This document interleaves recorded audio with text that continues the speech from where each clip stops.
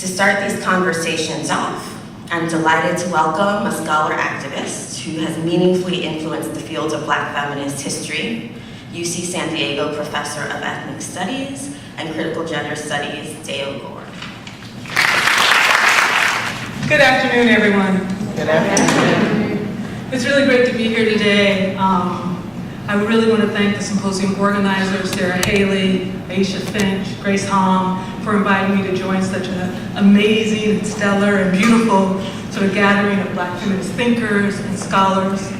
I'm particularly honored to be here today to introduce our opening keynote speaker, Barbara Ransby. As you can tell, Barbara asked me to do something, I do it.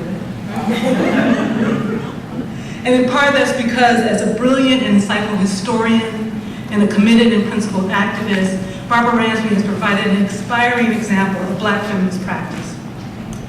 Professor Barbara Ransby is a liberal arts and sciences distinguished professor of African American Studies, Gender and Women's Studies, and History at UIC, the University of Illinois at Chicago. When I was there, it was the Circle campus. It's changing. She is also the director of the campus-wide Social Justice Initiative, which links with community partners around social justice projects. Professor Ransby received her BA in History from Columbia University and her MA and PhD in History from the University of Michigan. So that's the traditional bio. But from her time as an undergrad at Columbia University, working as a student leader in the Coalition for a Free South Africa Solidarity Movement, to her years at the University of Michigan, where she continued her anti-apartheid solidarity work and organized with the United Coalition Against Racism, UCAR, and currently at UIC, where she provides a powerful Black feminist and veteran activist voice in Chicago's political landscape, including contributing to the city's vibrant movement for Black Lives and Black Lives Matter movements. Barbara Ransby has sustained an impressive and expansive array of work as a scholar activist. And I don't mean simply the off-sided sort of scholar activism, my activism is my scholarship, but also doing the very real on-the-ground work of building connections and being a part of mass mobilizing and organization building efforts, both within and outside of the academy. But don't get me wrong, I'm not saying that her scholarship isn't central to her brilliance, it is, and it's central to her activism as well. Indeed, I, probably like a lot of you, was first introduced to Professor Ransby through her work on Ella Baker, that included years of archival research and oral interviews, and being in Chicago at the time that she was doing this work, I got to hear her talk at different points about this work and see what it takes to actually uncover a life of activism. The book that emerged from this detailed research, Ella Baker, The Black Freedom Movement, A Radical Democratic Vision, published by the University of North Carolina Press in 2003, is a magisterial biography tracing the lifelong political commitments and vision of Ella Baker, as it also charts the development of the U.S. Black freedom struggle from the 1920s to the 1970s. The book, which received 8 national awards, including the Joan Kelly Memorial Prize for the American Historical Association, and I'm going to list some of them because I think it matters, and not just because we like to get awards, but it speaks to sort of the breadth of the text, I think. The Association of Black Women's Historians, Letitia Woods Brown Memorial Prize, the James A. Rawley Prize from the Organization of American Historians, and the Gustavus Myers Award from the Gustavus Myers Center for the Study of Bigotry and Human Rights at Simmons College. This book not only was awarded in part for the ways it made a field-shifting intervention in how we write about, think about Black women's political thought and radical activism. And it also joined a number of works at the time that sort of has forced us to revive the roots and routes of civil rights movement in the United States. The biography's sort of strength is sort of, I think, captured by the way it circulates broadly, much beyond the academy, serving as a primer, to paraphrase Professor Ransby, of what ordinary people acting together can do. More recently, Professor Ransby has authored Islanda, The Large and Unconventional Life of Miss Paul Robeson, published by Yale University Press in 2013. In this definitive biography of Islanda Good Robeson, Ransby masterfully weaves together the personal and the political as she insists on acknowledging Islanda Robeson as both an independent thinker and as Miss Paul Robeson, the wife of the famous figure Paul Robeson, which I think is an important intervention. It's not simply recovering her from the shadows of Paul Robeson, but talking about the importance of that relationship to her life, while we also give credit to her independent thinking and the way she helped to form Paul Robeson's politics. She is also the author of the forthcoming Making All Black Lives Matter, Reimagining Freedom in the 21st Century, due out soon from University of California Press. So be on the lookout. I think you can pre-order it on Amazon, maybe? Maybe not. Try it. Which I think promises to be an important sort of contribution to how we think about the current moment in historical context. In addition to her scholarly research, Professor Ransby is the editor-in-chief of Souls, a critical journal of Black politics, culture, and society that was started at Columbia by Manny Marable. She is a member of the editorial advisory board of the University of North Carolina's book series, Justice, Power, and Politics, and has served on the editorial board of the London-based journal Race and Class for over 20 years.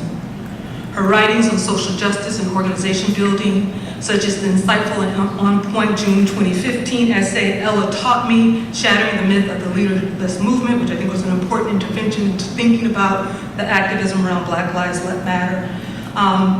This and other essays appear in a number of popular journals, including Color Lines, In These Times, the Boston Review, which has had another great piece on the movement that included a piece by Robin, and so forth, and The Jacobin. For most of us, this would mark a stellar career. We'd be tired, we'd stop. But Professor Ransby's scholarly activities has always been connected with on-the-ground organizing. Indeed, in academia and activism, Professor Ransby has operated as what she terms a group-centered leader, which in her research she marks as someone, quote, at the center of many concentric circles who works to, quote, strengthen the group, forge consensus, and negotiate a way forward. This was true when she was one of the founders of the African American Women in Defense of Ourselves in 1991, commonly known as We Do, a much-needed Black feminist response to the Anita Hill sexual harassment case, and when she was a key organizer in the Black Radical Congress in 1998.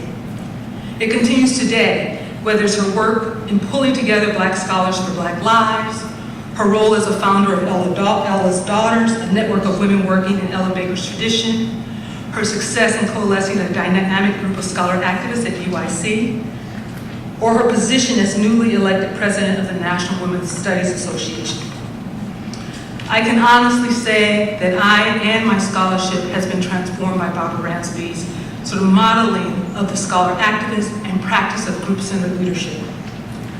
I can remember as a young, sort of aimless but earnest undergrad at Northwestern University, her invitation for me to join a We Do, come to a meeting. I had no idea what was going on. I didn't know what a We Do was, but she invited me. I can remember more recently her hands-on support when I proposed kind of a harebrained idea of co-editing with Sarah Haley and Prudence Cumberbatch a special issue of Souls on Black women's labor, and the ways in which at the final moment when we were panicking about how it would happen, she stepped in to sort of provide guidance for that. Barbara Ransby has consistently, I think, offered us possibilities. It often comes with work, you know, so it's not, hey, you want to do this, it's, hey, you want to do this, A, B, C, D. But the work is always with the promise of a collective effort towards social change. With that, I would like to generously welcome Barbara Ransby.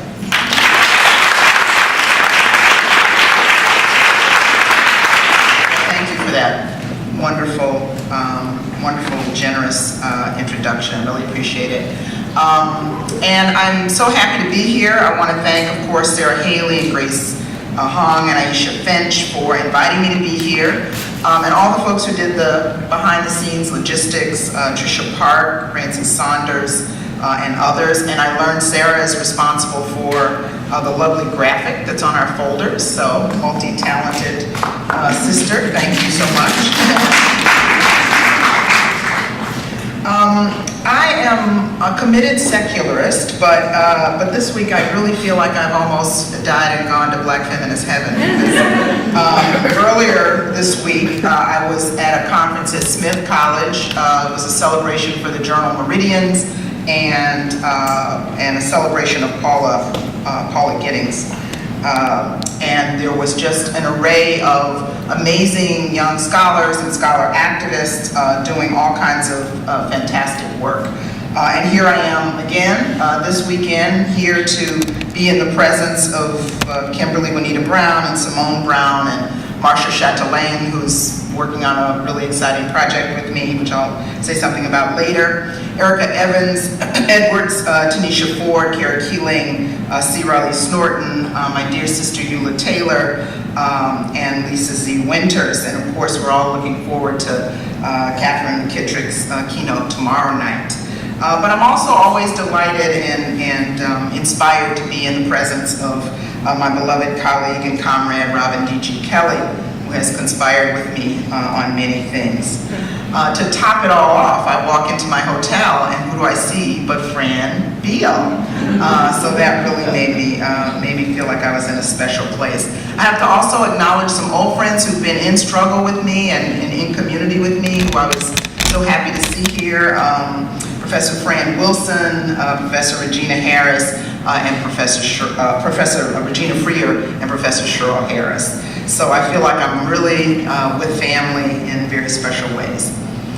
What I'd like to do this afternoon is to talk about Black feminist practices and possibilities through the lens of the contemporary Black freedom movement, which is, by the way, being led by some amazing Black feminist organizers and thinkers. In this fiercely urgent political moment, we are fortunate to see a courageous new generation of leaders emergent. Not perfect, not flawless, but fearless in many ways. And it behooves us to stop for a bit and name the moment. We live in a moment of growing populist fascism, and I don't use that term loosely. I don't know if people saw the debate the other night. I could barely get through it. I was actually watching it in an airport, so I was watching it in a kind of diverse, with a diverse crowd of folks who might have been at various places on the political spectrum, which made it a little bit scarier. But we also are in a period of deepening crisis of US and global capitalism and empire.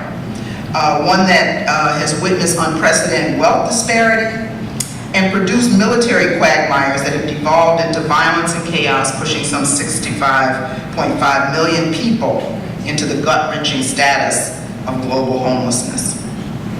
When we see almost weekly assassinations of Black people in the streets of this country, many times in graphic detail, from Michael Brown to Rekia Boyd to Philando Castile to Sandra Bland to Eric Garner, Corinne Gaines, Laquan McDonald, and the list goes on, we know that our work is very serious. And we also live in a moment of a growing neoliberal state, increasingly turning its back and its guns on the most vulnerable among us. And at the center of that, the growth of the neoliberal university, which is sought to corporatize the work we do and offer as a price of the ticket the requirement that we divorce ourselves from the communities we come from and the life and death struggles in those communities. It is this moment that we come together to ask the question, how shall we do this work? It is a sobering reality. However, the hopeful reality is that we have seen an unprecedented rise in struggles on all fronts, with their own rhythms and contradictions, but all ripe with possibility. Ongoing right now, the longest and largest prison strike in US history, which the mainstream media has virtually ignored. 50 prisons involving some 20,000 prisoners in 12 states since September 9th. The standoff at Standing Rock, involving and led by Lakota Sioux people, and many Two-Spirit people involved at the center of that as well. It's also a struggle that the Movement for Black Lives has lent support to. And then, of course, the immigration rights movement, which has been regrouping and rebuilding, have been instrumental in shutting down Trump rallies from Chicago to Arizona. The labor movement is in motion as well. The Chicago Teachers Union is one of the progressive lights in the labor movement today. Again, not perfect, and we've had some struggles there as well. But an important beacon, I think, in terms of the potential for progressive coalition on all fronts. Last year, we saw more than 80 college campuses involved in protest with Black students in the lead. And I was very pleased to see the Black Liberation Collective, which I'm working with also in this project with Marsha, really trying to coordinate and pull together many of those disparate struggles. So all of this is against the back also of the growing movement for Black lives. And that's really the focus of my remarks, because I think when we talk about Black feminist possibilities, when we talk about Black feminist praxis, we have to dissect that movement. We have to look at the ways in which enormous Black feminist influence, Black feminist energy, and Black feminist power is at the center of it. In this fiercely urgent moment, the mainstream media have lost some of their fascination with what they've termed Black Lives Matter. And Black Lives Matter, of course, encompasses many organizations. There is Black Lives Matter, the network, but then there's the Movement for Black Lives, which involves dozens of organizations and has really been a catalyst for some important new work that, again, I'll speak about in just a moment. However, the young and not so young organizers in the Movement for Black Lives have not lost their passion or commitment for getting free. There's much energy and thinking and strategizing that is going on all levels, again with Black feminist energy at the center. Of course, those of you in LA know the El Cajon protests that were important statement linking immigration issues and the devaluation of Black life more generally. The LA occupation of City Hall and amazing work being done by Melina Abdullah and others right here. And I certainly have to acknowledge at UCLA the work of Kimberly Crenshaw and the African American Policy Forum in the Say Her Name campaign and the Black Girls Matters initiative that have reverberated really across the country. Those are some of the snapshots of struggle, of where we are at this moment. And there's so much more that could be said. Our work in Chicago has been invigorating, exhausting, and hopeful. Now, there are a lot of ways that one could wade further into this conversation, but I want to really focus on this question of praxis. That is, to submit to you that we can't talk about Black feminism in the academy without talking about Black feminism in the street. And let me say this as an aside, we always have to remember humbly that we exist in this space not because we're brilliant, and I say that looking at all the brilliance in this room, not because we're brilliant. We are here because of fight, because of struggle, not because there was a civil scholarly discourse that politely pointed out that we were invisible, but because a movement created a climate in which we could no longer be ignored. Still, we Black feminists live ambivalent lives and careers in the academy. We have never been fully at home here, and perhaps never will be. It is not a safe or healthy place for us in many respects, which is why we have to build intellectual home elsewhere.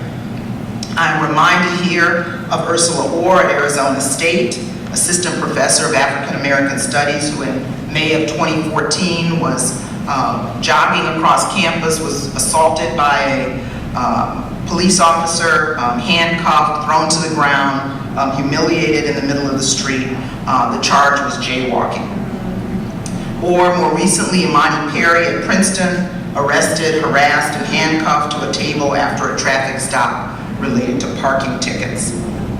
Marae Miller Young at UC Santa Barbara in 2014, sentenced to probation for essentially defending herself against verbal assault by an anti-abortion zealot that followed her through campus. So we do not have the luxury to live in an ivory tower. They were not built for us.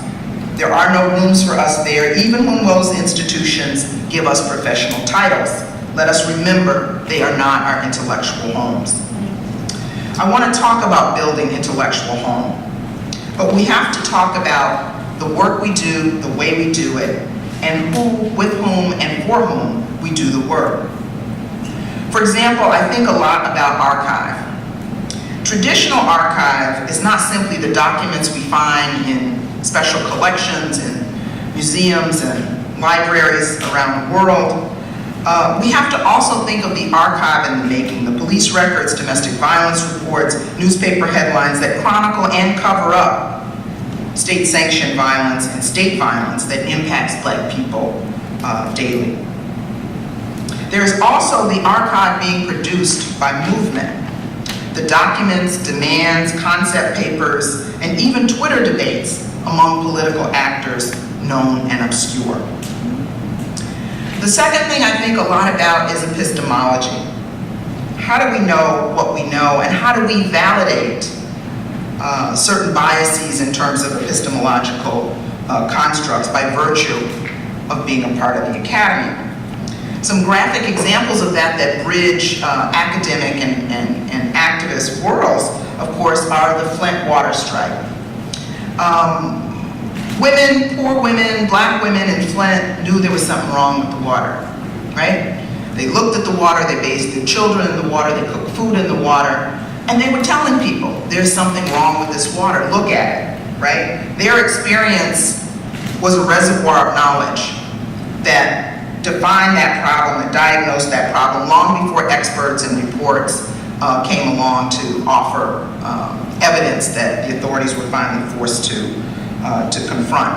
There are many reservoirs of knowledge like that in our communities, in our families, in the organizations that we work in, but it's sort of artificially dissected out oftentimes from the work we do and from those we see as colleagues in the process of knowledge production. Another example in Chicago is the struggle around the Chicago police, right? In communities all over Chicago, people have filed reports, told their neighbors, shared with one another, participated in protests that have chronicled and documented systemic police abuse and police violence, right? But it was not until there was a UN delegation, there was not until there was a report commissioned by the mayor that all of a sudden the city officials were willing to validate that knowledge, right? And so similarly, this summer there was a very inspiring struggle led by a group of young people in Chicago, some of them in Black Youth Project 100, some of them in something called the Let Us Breathe Collective, across from the site of police torture in Chicago, a place called Home and Square. They established a little vacant lot where they did an encampment. They did an encampment for a good portion of the summer. It was very difficult. All the problems of the community landed on that little piece of dirt. But while they were sitting there outside Home and Square, and Home and Square is this place, The Guardian broke this story a couple of years ago, that Chicago police take people there for interrogation, often not charged, often engaged in torture while they're there. And so while they were sitting out there in this encampment, this Freedom Square encampment that they were using to expose what was happening in Home and Square, people would come by and say, "Why are you here?" And they said, well, we want to expose what they said. Everybody knows. We know. My brother was there. My neighbor was there. And out of that grew hopefully a legal project, but also an oral history project. But that community knowledge was so important. And it is so easy, even when we do oral history projects as historians, even when we do sociological studies and so forth, to really feel like we're the experts going into community, and they will give us the raw material for our work rather than that there's serious analytical thinking going on in these spaces as well. And that's a very important part, I think, of a feminist, Black feminist praxis, is that we appreciate the knowledge and wisdom of our grandmothers, our mothers, our aunties, our neighbors in this constellation of a Black intellectual community. Now, contrary to the detractors who would label the work that many of us do as narrow and divisive, and there have been new detractors very recently, we know that at its core, Black feminist praxis has been the connective tissue between movements, disciplines, and national struggles. It is an eclectic mix of nuanced variation, but at its core, it is intersectional, international, and transnational, and engaged. Now, many of us know this history, but I think it bears revisiting. It bears revisiting because it is being, at this moment, I think, contested, and in some ways, the more radical roots of Black feminism being ignored. at a time when Black feminism has taken center stage in one of the most galvanizing and generative social movements of the last 50 years. At a time we still see the mass marketing of a certain brand of Black feminism with both positive and negative effects. At the end of the day, and with all due respect to the dazzling visuals and artistic talents of our reigning pop diva, we need more than hot sauce and lemonade. All Black feminists have potential to bear. Joy James and others have argued that there are different strains of the Black feminist tradition, but there's a dominant strain. In the late 20th century, scholars and activists embraced the label, organized under it, wrote and theorized about it. And I'm looking and thinking about the foundational works of Audre Lorde and Bell Hooks, Barbara Smith, Angela Davis, Beverly Guy Sheftall, Kimberly Crenshaw, Kathy Cohen, Alice Walker, Fran Beal, and others. All of these scholars and activists had conflicted relationships with the academy. Some were not academics at all, and most of them had tortured relationships of some sort with the academy. So much of our intellectual home has been outside of the academy. So we have to also look at other sites of knowledge production in Black feminist history, not simply the text. Beginning, of course, with the Combahee River Collective Statement, which will experience its 40th year anniversary in 1977. In 2017, initially completed in 1977, published after that. I've gone over with Barbara Smith back and forth. When is the anniversary of the Combahee River? She agrees it's 1977 because that's when it was completed, even though not published formally until later. It's important to note that this was an anti-imperialist document. This was an anti-war statement. This was an anti-capitalist statement, unapologetically so. So for those who want to look to the history of Black feminist organizing and identify it as this narrow identitarian movement, they haven't looked fully and honestly at the history, and I would argue are not fully and honestly listening to the voices today. Dayo mentioned in her introduction my work with African American women in defense of ourselves in 1991. That was a Black feminist statement. It was in opposition to the appointment of Clarence Thomas to the Supreme Court. It was also an intervention in the discourse around how Black women who speak of sexual assault are portrayed in popular media, i.e. Anita Hill at that time. But it also talked about broader issues of social justice. It indicted the move away from providing social services to communities in need. It talked about war machine making, and so it was a broad document and not a narrow one. Similarly, in 1998, I spent many years working with the Black Radical Congress, which was formally founded in Chicago in 1998, but Cheryl Harris worked on this as well. Many years before that, we forged something called the Black Feminist Caucus of the Black Radical Congress. And through that, we insisted upon the inclusion and the centrality of Black feminist praxis at the table in this very, very wide and somewhat contentious and unwieldy crew of Black radicals that range from Orthodox Marxists to revolutionary nationalists. Barbara Smith recalled later that it was the first time where she was included on a program as a lesbian feminist organizer with such an array of folks in the Black freedom movement.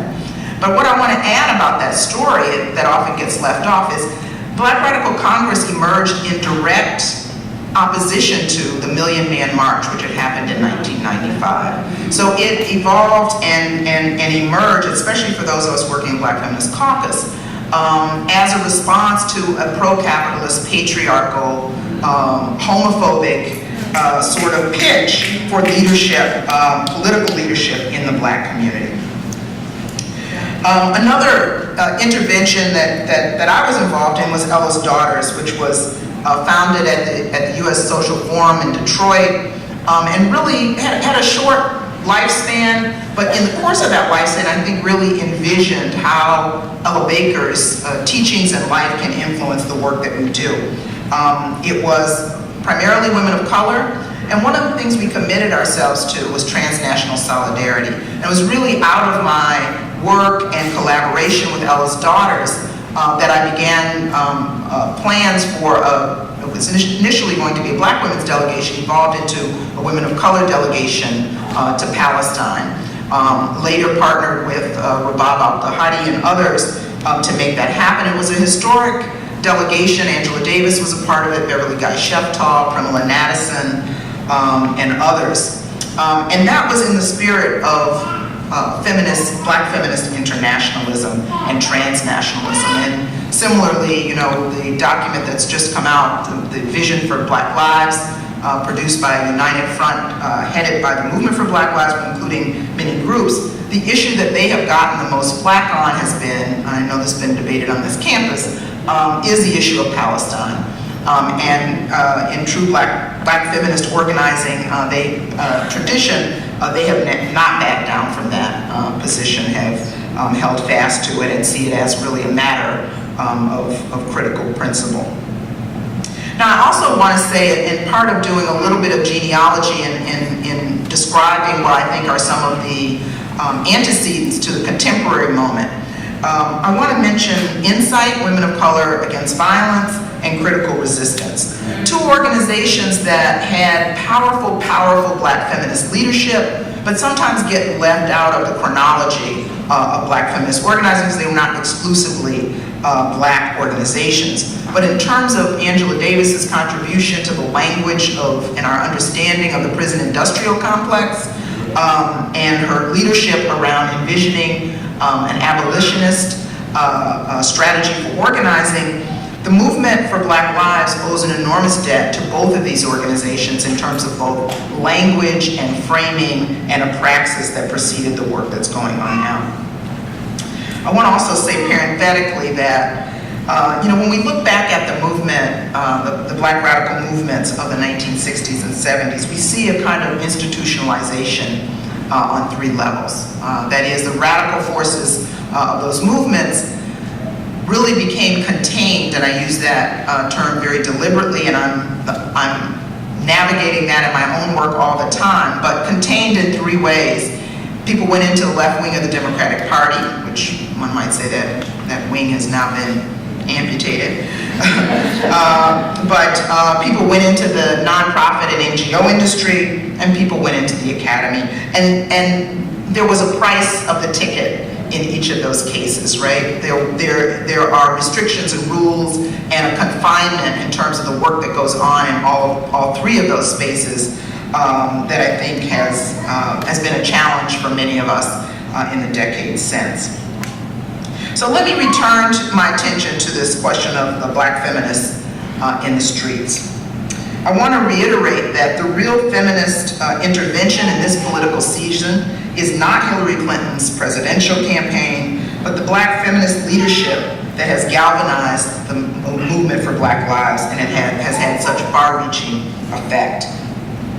The movement has been, however, maligned and mischaracterized, so I want to punctuate my remarks by mapping a little bit the Black feminist politics of the movement for Black lives. That is, doing a little bit of genealogy and a little bit of geographic mapping. The Black Youth Project 100, an organization that's near and dear to my heart, that has given such powerful leadership across this country of young Black people, was founded in 2012 on the night of the George Zimmerman verdict. It was founded in the suburbs of Chicago. They were at a retreat, and the verdict came down, and some young people stayed and worked on the platform and mission statement of the organization. Others went to downtown Chicago to protest.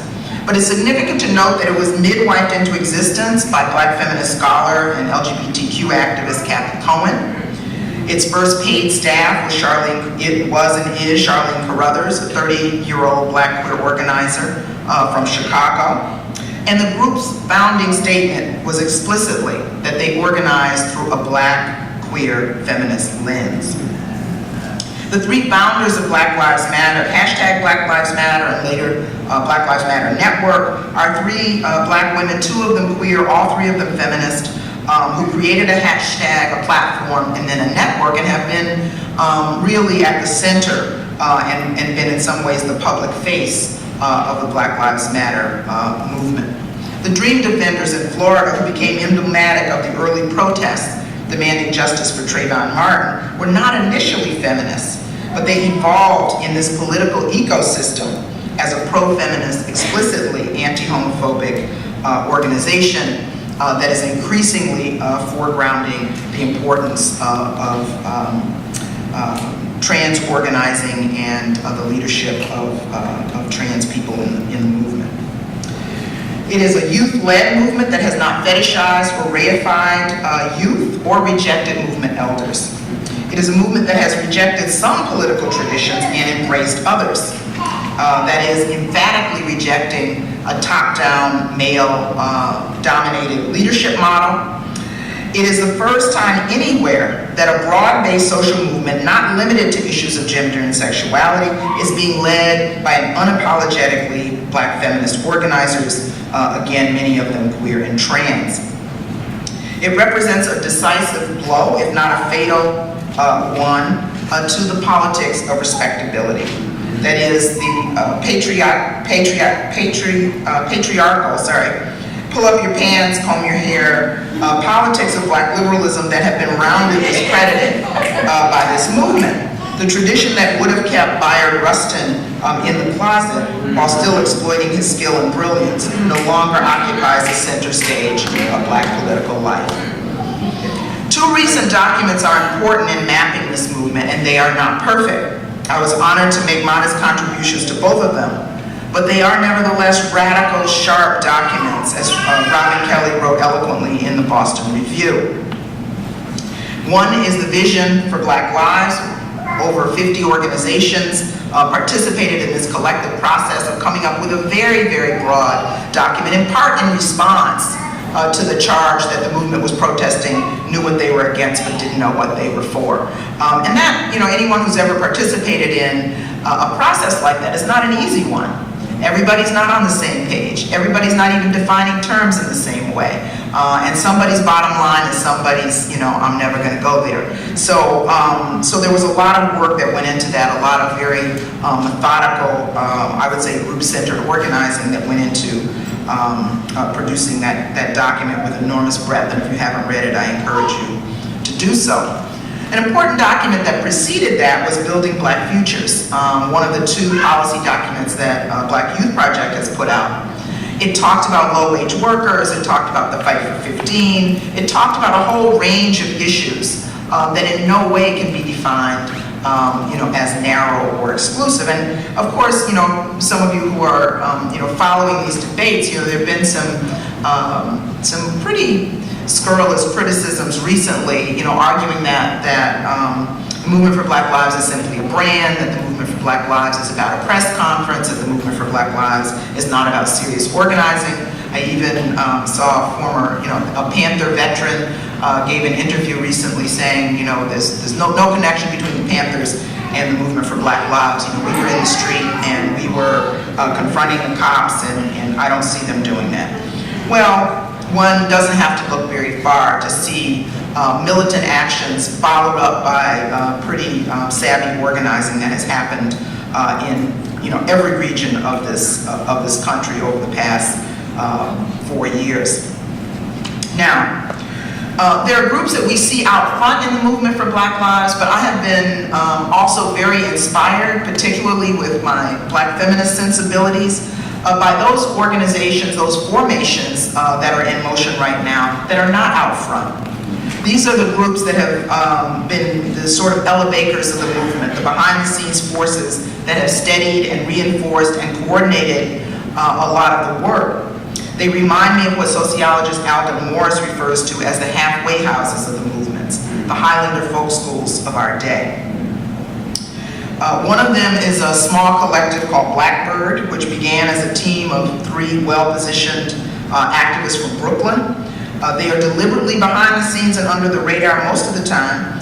Their motto is high impact, low ego, and they're led by amazing Black feminist organizer and internationalist Jiwi McHarris. Their biggest accomplishments was the Movement for Black Lives Cleveland convening, out of which emerged the coalition that came to draft the Vision for Black Lives. They also were instrumental in organizing the Reclaim MLK campaign during last MLK Day, again along with BYP 100 and others. But that was a really important intervention too, because it engaged this history of King, as many of us do in the talks that we give on that day, but it did it from an activist point of view. They were reclaiming a particular part of Dr. King's legacy. They were reclaiming the radical King, right? The King who opposed war and empire, the King who criticizes the excesses of capitalism, the King who died fighting alongside Memphis garbage workers. Another group that has also played a kind of behind-the-scenes role, and again with many Black feminist spirit and Black feminist bodies in the lead, is a group out of Oakland called the Blackout Collective. People heard of the Blackout Collective. There's some pretty fierce and fearless direct action trainers. They have recently joined forces with other groups to form something called the Combahee Alliance. And this provides direct action training all over the country, as they put it, to justice-loving freedom fighters to produce creative tactics to facilitate rapid response in critical movement moments. And again, low-key, under the radar, providing a certain kind of support without making themselves central in the forefront, and certainly not in the news. Some of the creative disruptions that they've contributed to include the freeway shutdowns and most uniquely the hashtag Black Brunch movement, which really was about disrupting the Sunday afternoon comforts of folks who were out brunching in fancy places, to remind those people that Black people are dying in the streets, and if you have to have an inconvenient conversation, then that's not too much a price to pay. Another organization that I've really developed great respect for over these last few years, and I wasn't that familiar with them before, they predate 2012, is BOLD, Blacks Organizing for Leadership and Dignity. Again, it's a training organization led by Denise Perry, who's a former labor organizer out of Florida. And BOLD is Black Leadership Training Collective that does intensive political education and skill building. And they have also created a really tight-knit community and network of trusting folks who've gone through the training that they call the BOLD family. And most of the leaders the three key leaders of Black Lives Matter, many of the BYP 100 leaders, the Million Hoodie, the Dream Defenders, some of the folks out of Ferguson have gone through BOLD training. This is Black feminist praxis in action, right? Two other key issues that reveal a Black feminist influence in this movement are the ways in which movement folks have been dealing with issues of leadership, and again, returning to this question of the politics of respectability. Now, leadership is a challenge in every movement, hotly contested, hotly debated, and again, relative to other movements, the movement for Black Lives represents carryovers and breaks. Even though Al Sharpton was booed off the stage in Ferguson and confronted at his own rally in Washington, D.C., it was not because he was old. There are other movement elders, well-behaved movement elders, I like to say, who have been embraced by him. Jamala Rogers of the Organization for Black Struggle, Makani Temba, formerly of the Praxis Project, Linda Burnham of the National Domestic Workers Alliance. All have as many gray hairs as Al Sharpton, but have been embraced and looked to for advice and support. All three also would identify as feminist or womanist organizers of my generation, and I've been honored to also be included in these circles. In other words, it's not just about age, it's about politics. Since a 2014 New York Times Magazine article that deemed the movement leaderless, many pundits have picked up on this. And why? Because they didn't see the kind of leadership that they were used to seeing, right? They did not see or hear a single charismatic spokesperson rising above the rest. There were no Huey Newtons or Stokely Carmichaels or Julian Bonds, and the degree to which there were, they were people who set themselves outside of the collective work that has been going on at a rapid clip. I won't name names of people who have been kind of identified in that way, but if you have followed this, you know probably what I'm talking about. It was not that there were no leaders, however. There were, but they represented a different style of leadership and a different profile. Many casual observers simply did not know where to look. In fact, Patrisse Cullors, one of the 3 founders of #BLM and the BLM Network, describes it as a leaderful movement. That is, there were many local leaders and many centers of organizing activity. Unequivocally, however, there was a rejection of the top-down model and a very militant assertion of feminist and queer leadership as being important, essential, and unapologetic. Now that leads me to talking about this question of the politics of respectability, which has been another important contribution. Politics of respectability is a kind of point of rupture or departure in how we see the trajectory of movement work. It has been reflected around the critical axes of class and sexuality. Let's remember, before his ugly fall from grace, Bill Cosby was a major proponent of a revived politics of respectability. He waged and advocated pull up your sagging pants, speak in standard English, don't use race as an excuse message to young black people. And the way in which, as recent as his Morehouse commencement speech, Barack Obama has also played that role of chiding black people about personal responsibility and respectability. So the politics of respectability have been alive and well.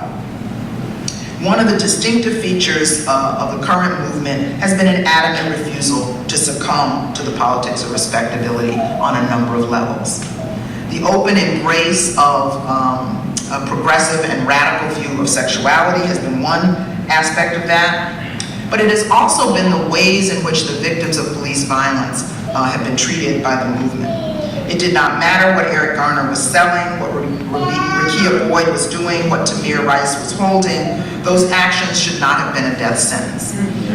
It is a reminder of Ella Baker's insistence that democracy had to apply to everyone in the towns that she organized in, not just the college-educated, church-going folks, but the people she referred to as the town drunk.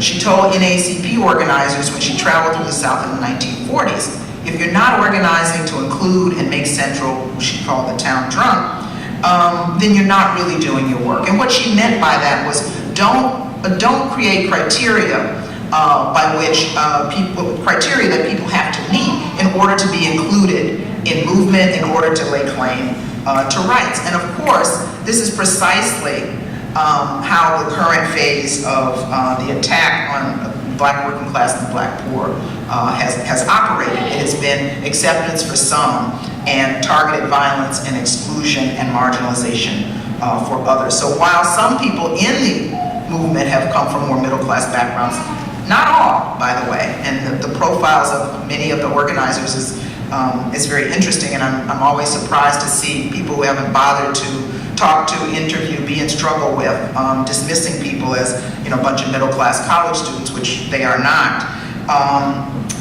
But even people who have come from middle class backgrounds have been socialized into the movement around looking to the most oppressed sectors of our communities, not to help, but looking to those places for leadership and direction. The insistence upon inclusion and marginality borrows directly from black feminist theorist Bell Hooks, who talks about the need to move voices to the marginalized voices to the center of liberation struggles. MBL groups not only have insisted upon women and queer and trans leadership, but again have weighed into this question of who is a legitimate victim. Two important features that are shifting how we see this question based on a black feminist praxis and both of these Kimberly Crenshaw has been vital in, is the Say Her Name campaign, which has added to the names of Black male victims of police and state violence, calling a day of remembrance for women whose names are often not as well known. Also, the Daniel Holtzclaw case in Oklahoma, the white police officer accused and then convicted of sexually assaulting 13 women. Now, the 13 women, a number of whom were sex workers, feared that they would not be believed. Feared that they would not be believed because they did not conform, right, to the politics of respectability. And so a movement that can hold up a case like that, see it to fruition, foreground it, I think is important in terms of our understanding how the politics of respectability are being combated in this movement. And that's not a small thing. That's not a small thing. I mean, when you think of many of the cases, when I think of many of the sparks, the moments at which there's been Black community uprisings or spurts of organizing or events that happen that catalyze the political imagination in our communities, it is so predictable that we will see an older, well-known Black male leader emerge to the forefront, give the press conference, bring everybody in, and in some way become the spokesperson. That did not happen this time. That was not happening this time. So that's a really important intervention. So what about Black feminist futures? I really love the title of the symposium, talking about possibilities. I once wrote an article quite a long time ago now called "Fear of a Black Feminist Planet." The title, of course, dates me, but it still resonates. It resonates because a Black feminist planet would be one where, as Toronto organizer Janaya Khan argues, we would defend the planet. A Black feminist planet would be one where all Black lives would matter, and if all Black lives mattered, all lives would matter. A Black feminist planet would be one that, as Charlene Carruthers of BYP 100 says in Speech After Speech, we will define our humanity by the love, care, and solidarity we exhibit for the most marginalized sectors of our community. There are many discussions in the Movement for Black Lives circles about imagining the future. In fact, Janaya Khan, who is one of the leaders of the Toronto movement and a committed Afrofuturist, they call themselves Future and in the movement, and that's something that we always pause and think about, right? There are many discussions, and there are many incredibly imaginative and forward-looking organizers in this work. They dare to heed James Baldwin's question, in perilous times and hopeful times, how can we demand less than the impossible? So what are the possibilities? Even in this electoral season that has been part nightmare, part circus, I think there's a tiny bit of magic in the circus. At the same time that we have the first socialist candidate making a serious bid for the nomination of the Democratic Party, that bid, despite the fact that it failed, broke the silence around the current crisis of capitalism, and sadly, it was the white left's refusal to confront what Cedric Robinson describes as racial capitalism, the persistent racism in the white left that stood in the way of that becoming a truly game-changing political victory. Moreover, on the local level, in many places, struggles are intense and growing, and in many respects, winning. I'll use Chicago just briefly as an example. Many of these campaigns have been animated and accelerated by the Movement for Black Lives, but some of them predated what we term the Movement for Black Lives. In Chicago, first time ever, the City Council in May of 2015 passed a reparations ordinance for victims of police torture, namely the survivors of the John Burge torture scandal, which was defined by decades of torture of nearly 100 Black men, some of whom ended up on death row, and all of whom were since exonerated. The City Council, as a result of tireless agitation and organizing, Stan Willis, who again, Cheryl Harris, if she's still here, knew very well during her days in Chicago, was a pioneering lawyer in this case, but also the People's Law Office and others, forced the City Council to pass a resolution that will give monetary awards to the families of torture victims, will allow them access to city colleges, will build a community center that will be a tribute to them, and will also, and I think this is really significant in terms of how we might more creatively think of reparations, change the curriculum in Chicago public schools to include a module on that phase of police torture in Chicago. Another instance, last year, the International Chiefs of Police meeting was shut down in Chicago by a coalition of groups, including immigration rights groups and Black youth organizers. BYP 100 was in the lead for that, but it was a tactical collaboration where young people chained themselves together and essentially shut down this very huge meeting, again, extending beyond any kind of sort of narrow notion of what a Black freedom movement might be and collaborating with very likely allies. 2 years ago, a group of young people led a delegation to Geneva, Switzerland, the We Charge Genocide delegation, motivated by the tasering death of their friend by Chicago police. That led to a number of mobilizations in Chicago, but really was a spark and an impetus for a lot of the reforms that are now being put in place in Chicago. Limited reforms, not enough. In a very powerful, provocative way, these young activists are talking about eliminating police, right? This is a radical demand. It's not tomorrow, but it's a radical demand, and it includes a kind of feminist, Black feminist visioning that we've been talking about. Abolishing prisons, abolishing police, require us imagining, building a different kind of society.